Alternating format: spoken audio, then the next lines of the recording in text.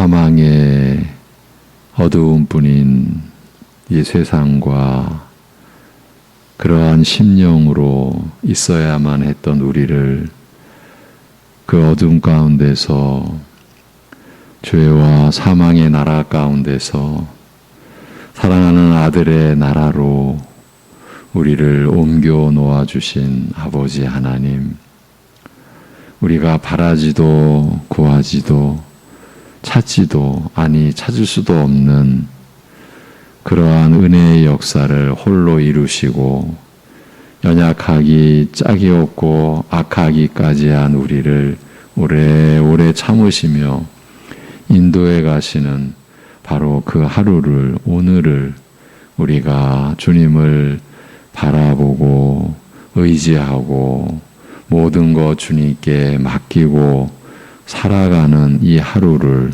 감사함으로 시작하게 하여 주시옵소서. 예수님의 이름으로 기도하옵나이다. 아멘. 고린도전서 말씀 보시고 갈라디아서 말씀도 또 읽도록 하겠습니다. 고린도전서 2장 1절에서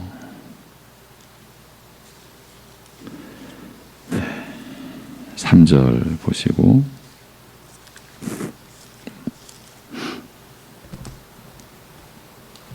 고린도전서 2장 1절에서 3절입니다. 같이 보십니다. 형제들아, 내가 너희에게 나아가 하나님의 증거를 전할 때에 말과 지혜의 아름다운 것으로 아니하였나니 내가 너희 중에서 예수 그리스도와 그가 십자가에 못 박히신 것 외에는 아무것도 알지 아니하기로 작정하였음이라. 내가 너희 가운데 거할 때에 약하고 두려워하고 심히 떨었노라. 아멘. 갈라디아서 6장입니다. 13절에서 15절까지 보시겠습니다. 갈라디아서 6장 13절에서 15절.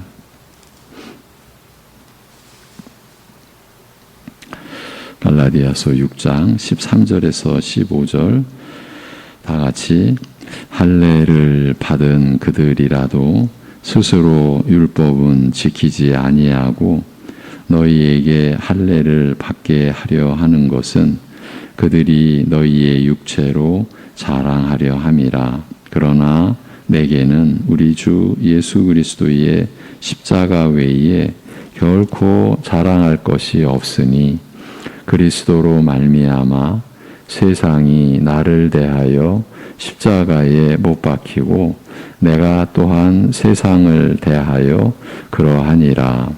할례나 무할례가 아무것도 아니로되 오직 새로 지으심을 받는 것만이 중요하니라. 아멘.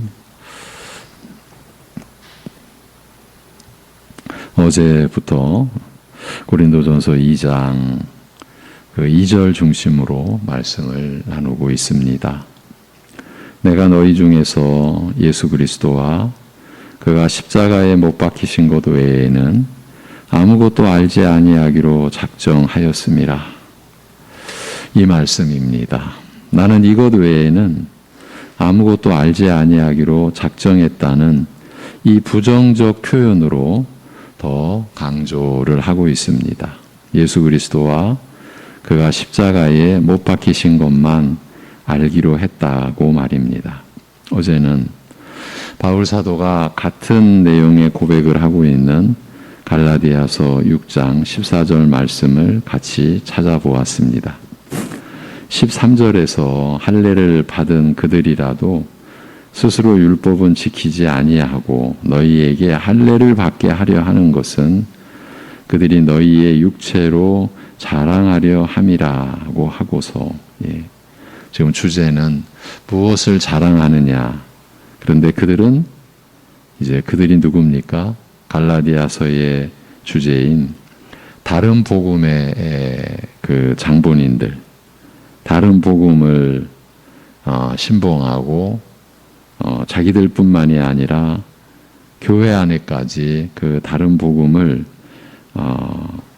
전파하고 있는 그들이 너희의 육체로 자랑하려 함이라 라고 하고서 14절에서 그러나 내게는 우리 주 예수 그리스도의 십자가 외에 결코 자랑할 것이 없으니, 네, 바로 이 내용이 고린도전서 2장 2절에 나는 이것만 알기로 했다라는 것과 본질이 같은 거죠. 그러면서 이제 사실은 우리가 이제 이 구절 때문에 갈라디아서를 보게 됐는데, 그리스도로 말미암아 세상이 나를 대하여 십자가에 못 박히고 내가 또한 세상을 대하여 그러하니라고 고백하고 있습니다.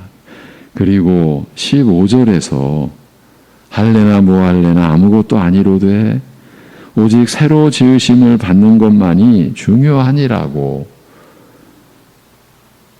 사도 바울이 이렇게 진술해 놓았습니다. 이 15절 말씀의 내용으로 인해 우리가 보고자 하는 14절 말씀의 의미가 더 특별하게 부각되고 있습니다.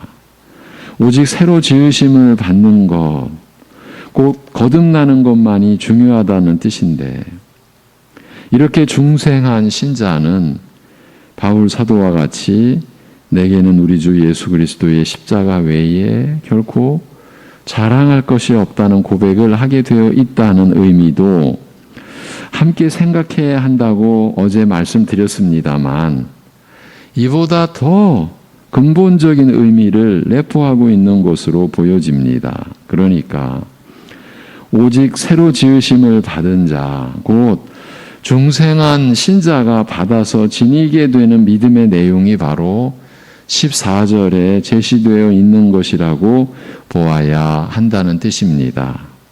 주 예수 그리스도를 구주로 믿어 구원받은 신자의 그 믿음이 바로 내게는 우리 주 예수 그리스도의 십자가 외에 결코 자랑할 것이 없다는 이 내용을 갖는다는 말입니다.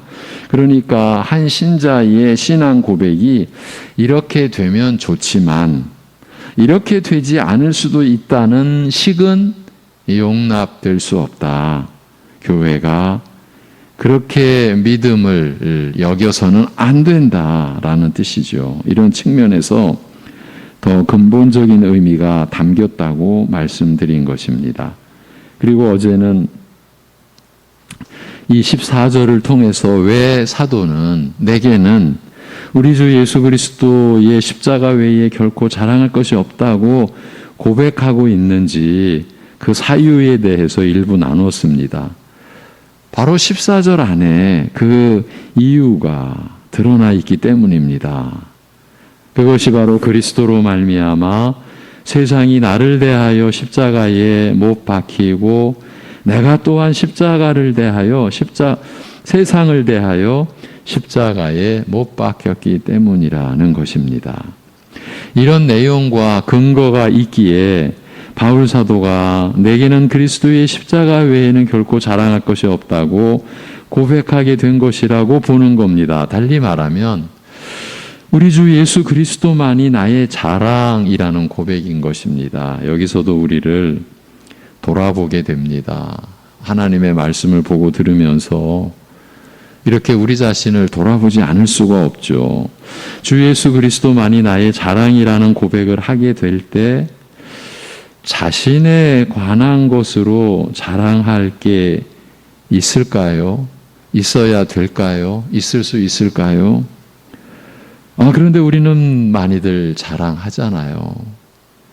그것은 우리가 아직은 우리 주 예수 그리스도만이 나의 자랑이라는 신앙 고백에 이르지 못했다는 증거일 수 있는 것입니다. 그렇습니다.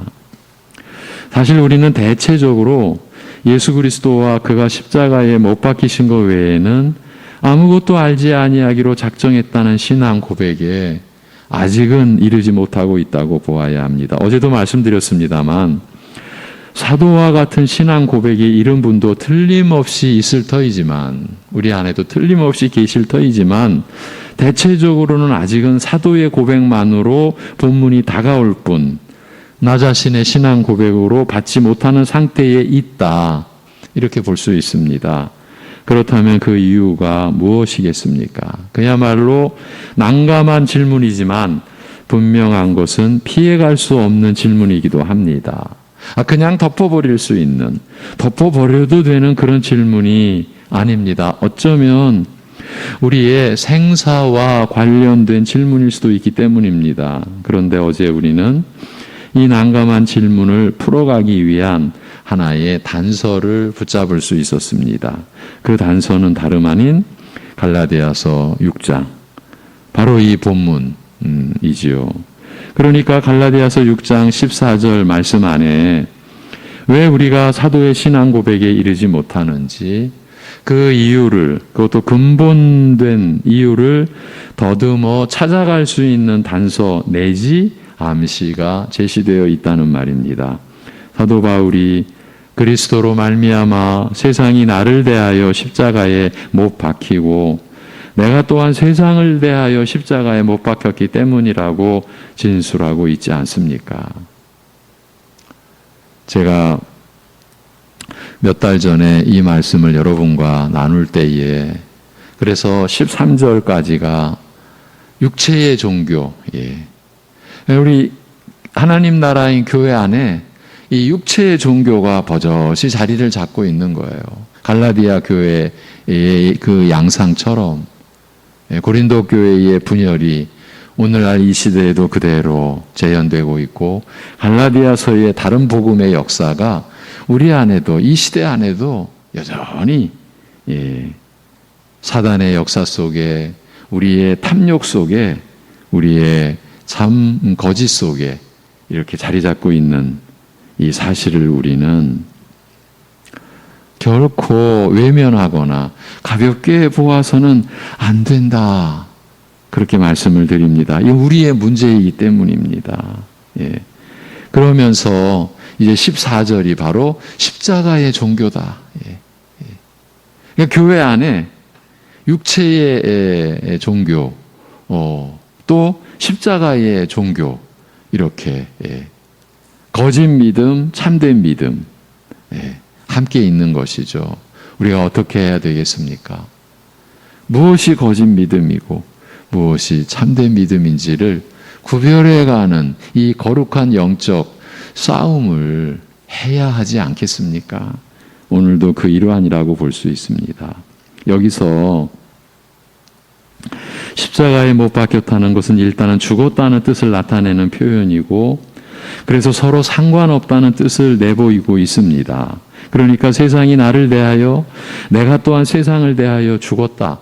서로 죽었다. 이는 곧 서로 상관없다 하는 것이고, 그런데 이렇게 된 것이 다름 아닌 오직 그리스도로 말미암아서라는 말입니다. 다른 이유나 다른 일로 인한 것이 아니라 오직 그리스도를 통해서, 그리스도의 은혜로 말미암아서 자신과 세상은 서로 죽은 사이, 서로 상관 못하는 관계가 되어버렸다는 말입니다. 이 내용을 더 추적해 들어갔습니다.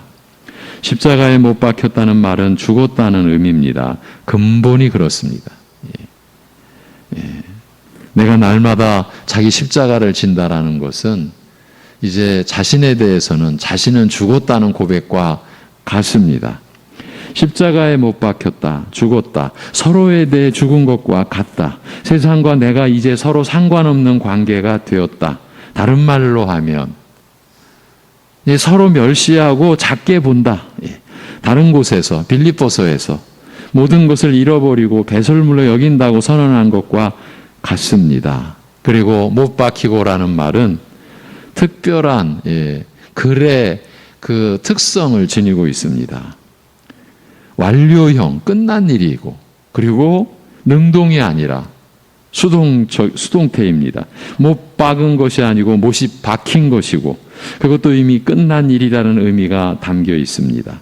그것은 세상과 내가 못을 박은 주체가 아니라 세상도 못 박은 게 아니고 나도 못 박은 게 아니고 못을 박아주신 분이 따로 있다. 엄밀히 말하자면 십자가에 달린 예수님을 통하여 하나님이 세상과 나의 관계가 끊어지도록 하신 것입니다.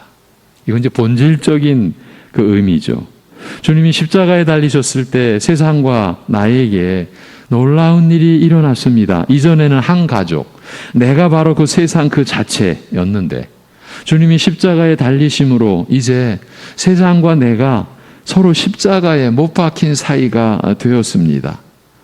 예수님이 십자가를 지셨을 때 하나님이 바로 그 일을 행하셨습니다. 그러므로 세상이 나를 대하여 십자가에 못 박혔다는 말은 하나님의 사랑이 있지 아니한 그런 세상과 그 세상이 멸망당할 운명에서 이제 벗어났다.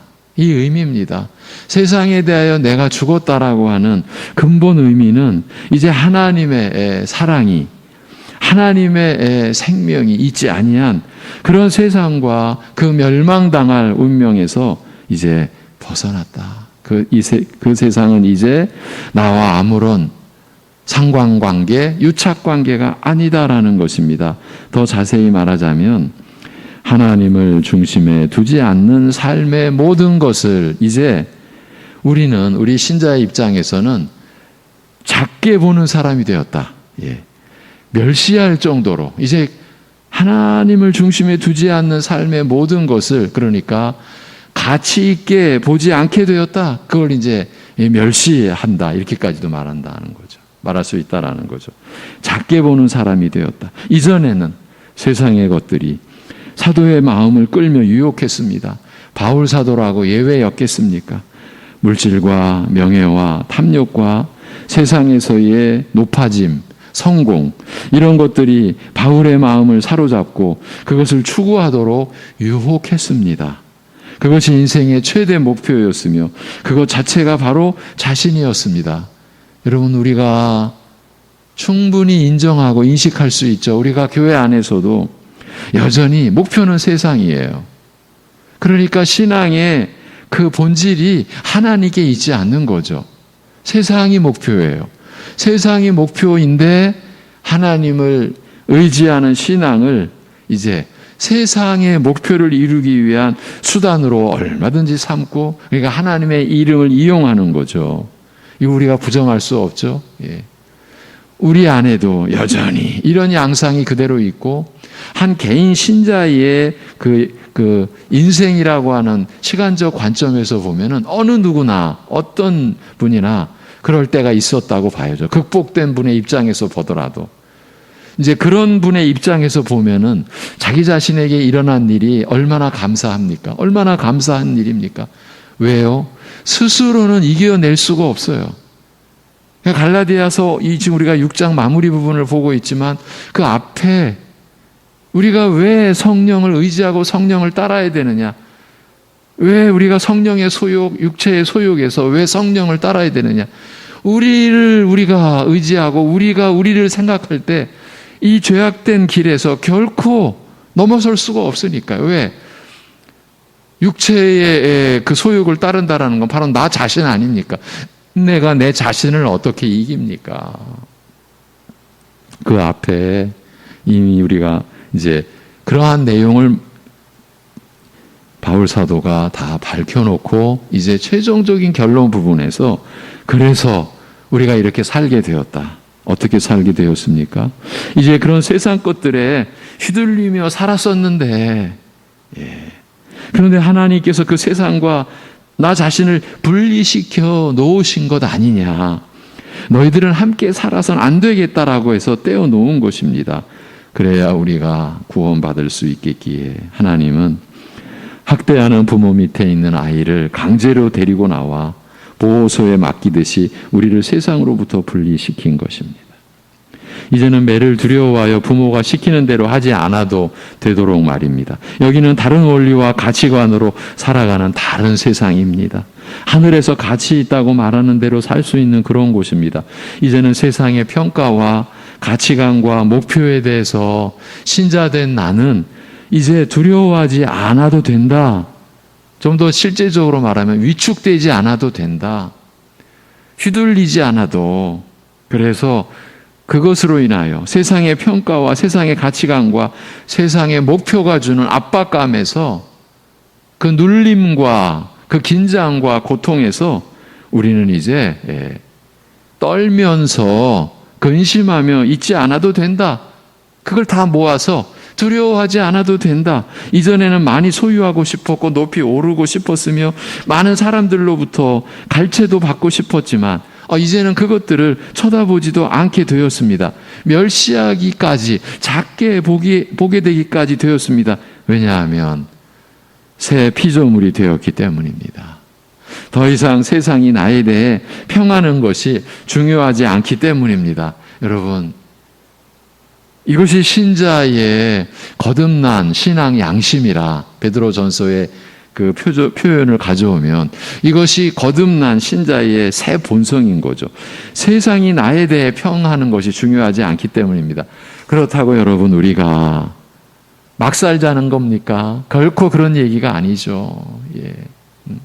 이미 이 갈라디아서 앞에 믿음으로 역사하는 것은 사랑뿐이라, 사랑으로 역사하는 믿음뿐이라, 이런 고백까지, 이것도요 사실 초신자에게 이 말씀을 제시하면 곤란합니다.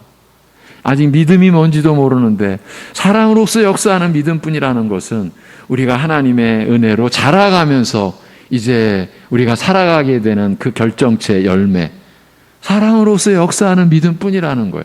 이런 내용을 다 지금 전하고 나서 이렇게 결론 부분에 나오는 겁니다. 더 이상 세상이 나에 대하여 평하는 것이 중요하지 않다라고 해서 우리가 이 세상을 막 살자? 이건 교회가 아니죠. 또한 14절 말씀 보면 자기 자신 또한 세상에 대해서 죽었다.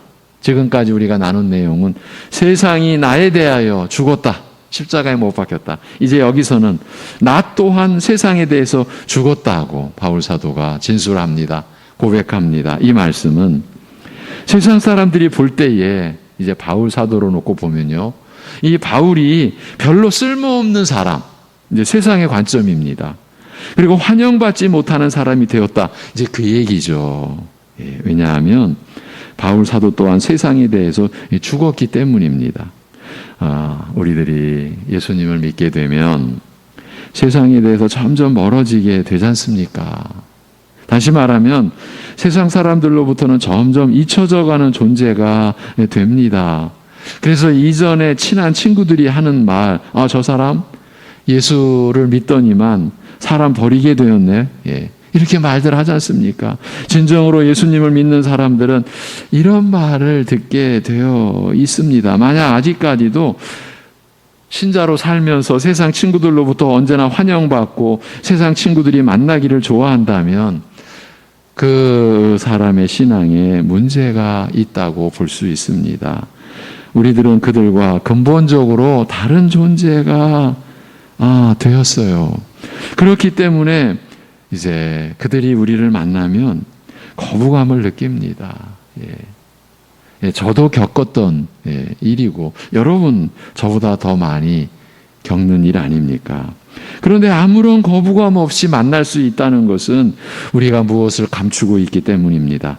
우리가 언제라도 세상 속에서 완전하게 편안함을, 완전하게라고 하는 말은 제가 그저 강조하기 위한 표현이죠. 세상 속에서 어떻게 완전한 평안함이 있겠습니까만, 그런 식으로 세상 속에서 편안함을 느낀다면 세상이 우리를 대적하고 있다라는 것에 대한 의식이 정지된 상태에 있다면 우리 자신들의 상태를 점검해 보아야 할 충분한 이유가 되는 것입니다. 물론 이 말씀은 성도된 우리가, 여러분이 이 땅에서 스스로를 외인으로 만들라거나 또는 고립되어야 한다는 말이 아닙니다.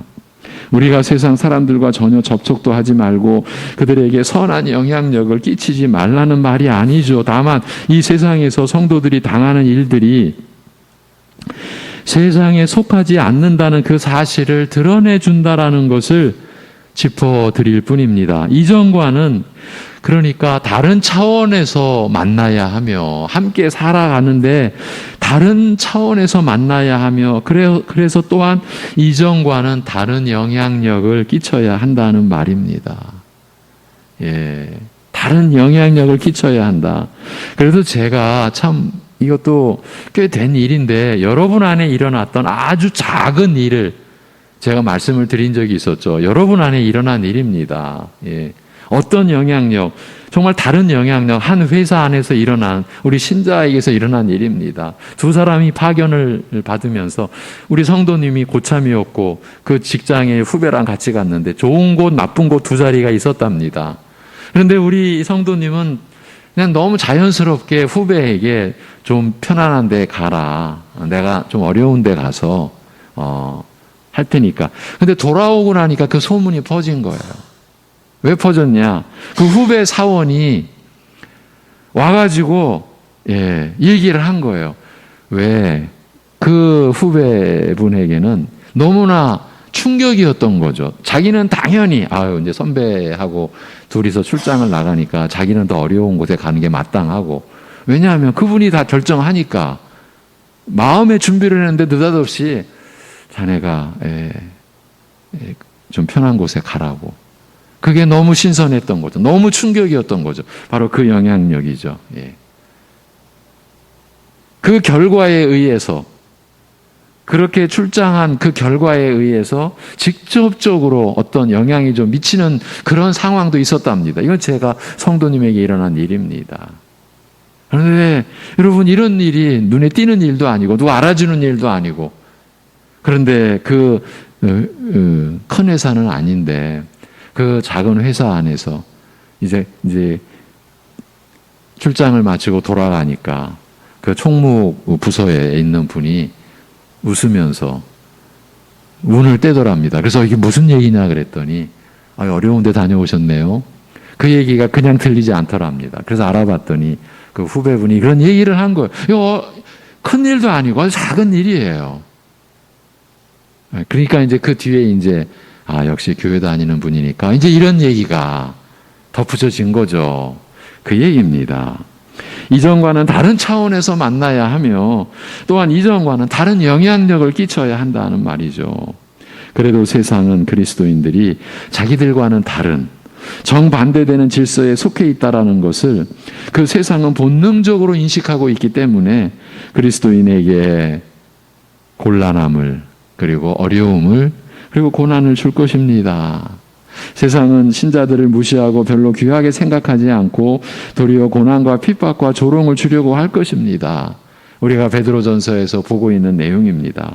세상이 그와 같은 악의를 바라는 것은 신자가 스스로 세상과 같이 되기를 거부하는 데서 오는 것입니다. 만일 우리가 참된 신자들이라면 세상은 끊임없이 우리가 자기들과 다르다라는 것을 우리에게 상기시켜 줄 것입니다. 어떻게? 고난을 주고 곤란함을 주고 멸시하고. 그래서요, 이처럼 세상과 우리 성도는 이제 서로에게 별로 귀중하지 않게 되었어요. 서로에 대해 예전처럼 죽고 못 사는 관계가 아닙니다. 하나님께서, 우리 주 예수 그리스도께서 지신 십자가를 통하여 이루신 일이 바로 이것입니다. 여러분, 신앙생활, 우리 신자의 삶은 삶입니다. 그 자체가. 신앙생활의 영역이 따로 있지 않습니다. 이것도 우리가 속아왔습니다. 얼마나 많이 속아왔습니까? 지금도 이 일이 교회 안에 일어나고 있습니다. 신자의 삶은 자리가 다른 거예요. 그 자리가 어떤 것입니까? 무슨 능력이 나타나야 되고 뭘 쫓아야 되고 뭐 이상한 소리 해야 되고. 여러분, 그게 신앙생활이 아니라 하나님이 주신 이 세상 현실 속에서 우리가 살아가는 게 신앙생활이죠. 이것도 얼마나 중요한 내용입니까? 하나님께서, 우리 주 예수 그리스도께서 진 십자가를 통해 우리 안에 이루어 놓으신 일이 바로 이런 일인 거예요. 세상과 내가 더 이상 한 몸 된 자로 살지 못하게 하신 것이에요. 우리 주님이 십자가를 지실 때 우리도 그런 세상과 연합되었던, 그래서 필히 멸망하고야 마는 그 자리에서 우리가 세상 그 자체였으니까요. 이제 벗어나게 된 거예요. 벗어나게 하셨어요, 하나님께서.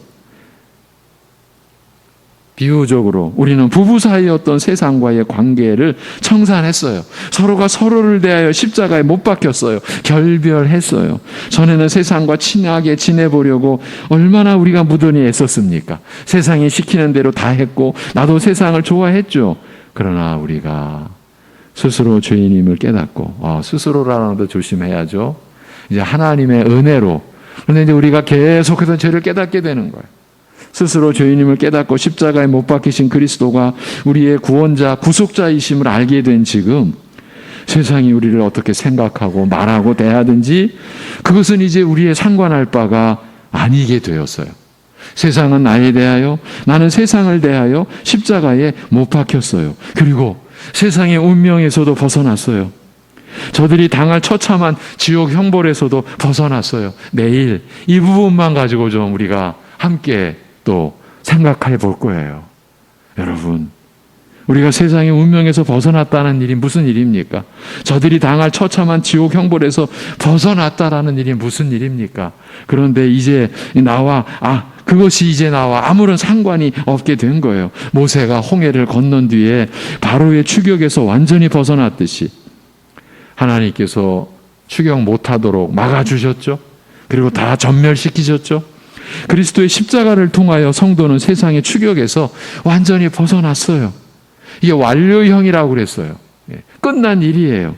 우리가 아직 세상의 영향을 받는 자리에 있기는 하되 세상 안에서 살아가니까 이제 그것을 무서워할 필요가 없어요. 세상에 대해서 우리가 소동하며 근심할 필요가 없게 되었어요. 이제 성도들은 다른 세상에 속했어요. 학대하는 부모 밑에서 벗어나와 사랑과 행복이 있는 부모 밑으로 옮겨갔어요. 이제 이전의 부모는 부모 자격을 상실했어요. 세상은 더 이상 성도를 자기 마음대로 할 수 없어요. 사도의 고백은 그리스도의 십자가로 말미암아 이 모든 일들이 우리에게 일어났다 하는 말이에요. 주님께서 십자가를 지신 일이 없었더라면 세상에서 우리가 벗어나는 일은 영영 불가능했다는 말이에요. 오직 그 치욕의 십자가를 지심으로써만 우리를 세상과 결별하게 하셨다는 말이에요.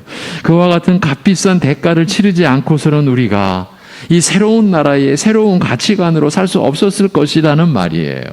일이 이렇게 된 이유는 하나님이 스스로를 속이지 못하시기 때문이에요. 죄의 삭은 사망이라고 말씀하시고 나서 사람들이 죄를 지은 뒤로 그들을 살리기 위해서는, 우리를 살리시기 위해서는 죄의 삭을 분명히 치르셔야 했습니다. 그것을 하나님이 대신 치르신다는 것입니다. 십자가는 그 일을 행하신 도구였습니다. 우리 죄값이 치러졌다는 증거요.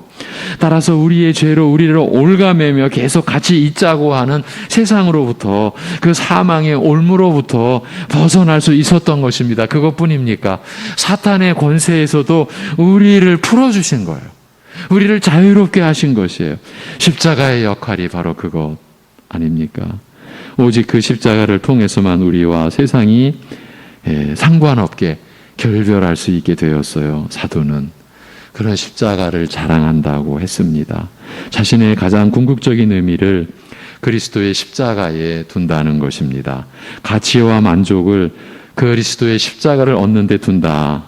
그리고 그 그리스도의 십자가를 전하도록 부름 받았으니 자기가, 바울 자신이 그리스도의 십자가가 헛되지 않도록 하는 거에 그는 그의 인생 전부를 걸은 거예요. 그리스도의 십자가를 헛되지 않게 하기 위하여. 네, 여러분, 제가 요즘에 이렇게 힘든 이야기를 한 거는요, 한편으로는 저의 신앙 고백이에요. 어떤 신앙 고백? 제가 목회로 여러분을 섬기면서 그리스도의 십자가를 가리고 그리스도의 십자가를 어둡게 하고 그리스도의 십자가를 아예 회방하고 그리스도의 십자가가 헛되게 되도록 한 일이 제가 얼마나 많겠습니까? 그것이 자꾸 드러나니까 어떡합니까? 여러분을 살려야 한다. 왜? 제가 여러분을 죽이는 자리에 있었으니까. 그런 고백입니다. 휘몰아치듯 그런 책망과 그런 두려움의 그런 심정인 거예요. 요즘에 제가. 여러분, 어제 저녁에도요, 이 말씀을 같이 또 묵상하는데 이게 두려운 거예요. 뭐가 여러분 두렵게 느껴지냐면요, 우리가 알지도 못하는 사이에 이미 구조화가 되어 있는 것까지 자꾸 느껴지는 거예요. 이 시대의 교회가. 제가 이렇게 말할 때는 우리 교회도 다 포함되는 거예요. 구조화가 되어 있다. 콘크리트처럼 굳어져 있는 그러한 상황이 아닌가. 무엇으로? 그리스도의 십자가를 가리는 면에서. 어디서? 교회 안에서. 예. 맺겠습니다. 그런 십자가를 바울 사도는 자랑한다. 자신의 가장 궁극적인 의미는 오직 십자가에 있다. 삶의 가치와 만족이 오직 십자가를 얻는 데 있다. 십자가를 얻는 데 둔다. 세상으로부터 조롱과 핍박과 고난과 비웃음을 당해도 그리스도의 십자가는 버리지 않는다. 이제 사도 바울에게 있어서 십자가는 인생 최고의 가치가 되었던 거죠.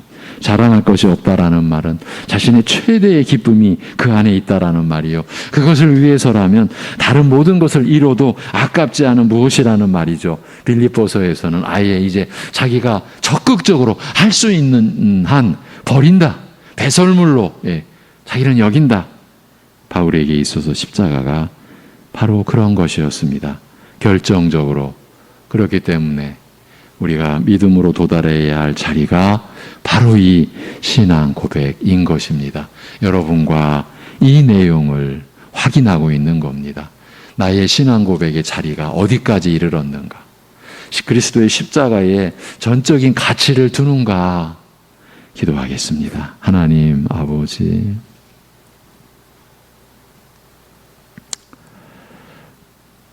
갈라디아서의 다른 복음의 역사가 우리 안에, 내 안에, 이 시대의 교회 안에 이렇게 엄연히, 이렇게 버젓이 이미 깊이 뿌리를 내린 형상으로 있음에도 알지 못한 채로 그야말로 안일과 방종함에 있었던 자신을, 우리를 돌아볼 수 있게 하여 주심을 감사합니다. 그리스도의 십자가 신앙으로 우리를 세워주시려는 하나님의 인도하심을 받을 수 있도록 우리를 붙들어 주옵시고 우리가 스스로 실족하지 않게 하옵시고 마치 처음부터 우리가 천국 티켓을, 천국 열쇠를 우리 스스로 가진 것처럼 힘들다고 어렵다고 우리가 포기하지 않게 하나님의 말씀에 빛이 비추어지도록 역사하신 이 은혜 안에서 바울 사도가 모든 가치와 만족과 기쁨을 그리스도의 십자가에 두었던 그 신앙 고백의 자리에 우리 모든 성도들이 이르를 수 있도록 은혜를 베풀어 주시옵소서. 하나님의 우리를 향하신 사랑을 우리 식대로 변질시키고 우리 식대로 풀어내버리고 내 식대로 해석해버리는 불법과 불의와 그 불순종에서 우리를 건져주시고 우리를 옮겨놓아 주옵시고 그래서 기록된 주의 말씀을 오늘도 생명의 양식으로 취할 수 있게 하여 주시옵소서. 예수님의 이름으로 기도하옵나이다. 아멘.